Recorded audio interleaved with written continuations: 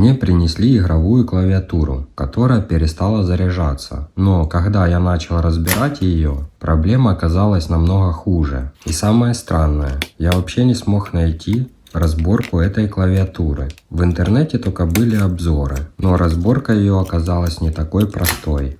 Уже внутри стало видно, сколько пыли и грязи клавиатура успела собрать за время использования. Добравшись до внутренней части, я снял переключатель питания. Корпус здесь держался на защелках и открутил два винтика, которые держали основную конструкцию.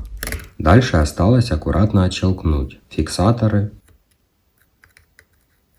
Только после этого получилось отделить саму клавиатуру от нижней части корпуса и отключить оба шлейфа. Причем держалась она еще и на двухстороннем скотче, поэтому снимать все пришлось осторожно. Наконец появился доступ к самой плате. Оставалось открутить еще два винтика и полностью достать ее из корпуса. И тут стало понятно основная проблема. Сам USB разъем уже начал расходиться в нижней части корпуса, и внутренняя часть уже болталась. Но самое неприятное оказалось рядом. Две дорожки питания просто лопнули из-за плохой пайки. Именно поэтому клавиатура перестала нормально заряжаться. Для начала я отпаял аккумулятор, чтобы полностью обесточить плату перед ремонтом. Сначала я добавил флюс и заново зафиксировал сам USB разъем и восстановить нормальную посадку. После этого уже можно было переходить к восстановлению дорожек питания. Я подключил питание USB разъема. Плата начала нормально принимать питание, а мультиметр показал 5.06 вольт. После восстановления USB разъема я тщательно очистил место пайки спиртом, убрав весь флюс со всех сторон. После этого показал результат. Разъем снова ровный и контакты полностью восстановлены. Затем я добавил флюс и припаял аккумулятор обратно на плату. Казалось, что проблема уже решена, но на этом ремонт не закончился. После подключения аккумулятора индикатор на плате загорелся, однако зарядка все равно не работала и заряд не шел. Переключатель режима ничего не менял, поэтому стало понятно, проблема уже не только в USB. Проверить сам аккумулятор под нагрузкой. Он показал около 4.16 вольта, но стоило отключить питание, как напряжение сразу просаживалось примерно до 3.36 вольта. Это уже было похоже на полностью уставшую батарею. Чтобы убедиться окончательно, я проверил напряжение напрямую на самой банке аккумулятора, без платы защиты. Там было около 3.26 вольта. Я даже попробовал толкнуть аккумулятор. Но это уже не помогло. Батарея окончательно умерла и больше не принимала заряд. В итоге пришлось искать замену. К счастью, у меня нашелся подходящий по размеру аккумулятор, и я припаял его вместо старого, чистил место пайки. После повторного подключения к питанию ситуация сразу изменилась. Зарядка наконец пошла на 0.21 ампера.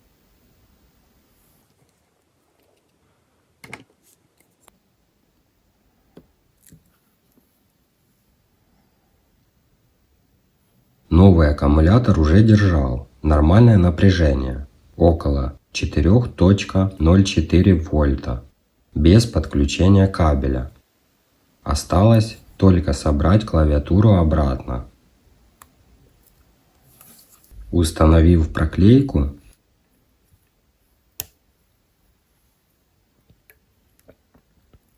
и снял защитную пленку, я установил плату на место.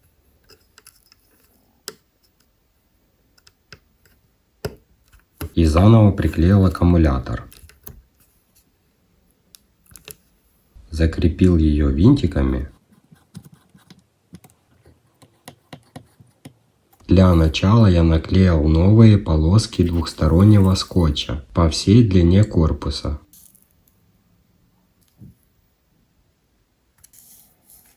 И снял защитную пленку перед установкой клавиатуры на место.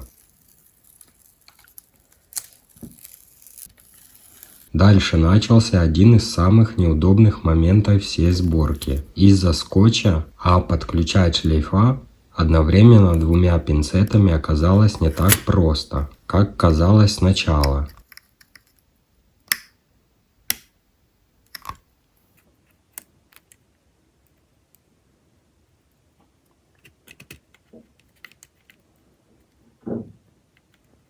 Но спустя несколько попыток оба шлейфа все-таки удалось нормально установить и зафиксировать защелками.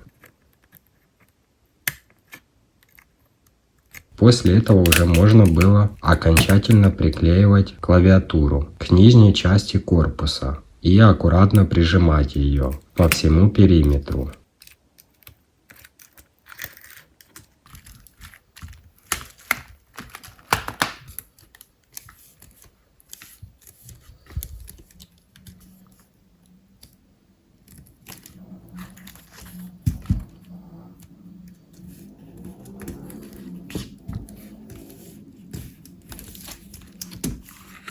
Затем я установил обратно переключатель питания и начал финальную сборку корпуса.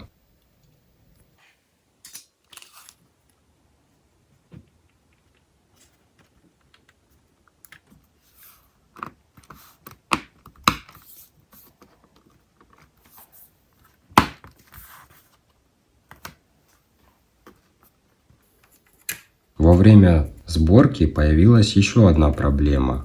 В некоторых местах корпус нормально не защелкивался, поэтому пришлось аккуратно подправить бортик корпуса, чтобы все снова стало на свое место.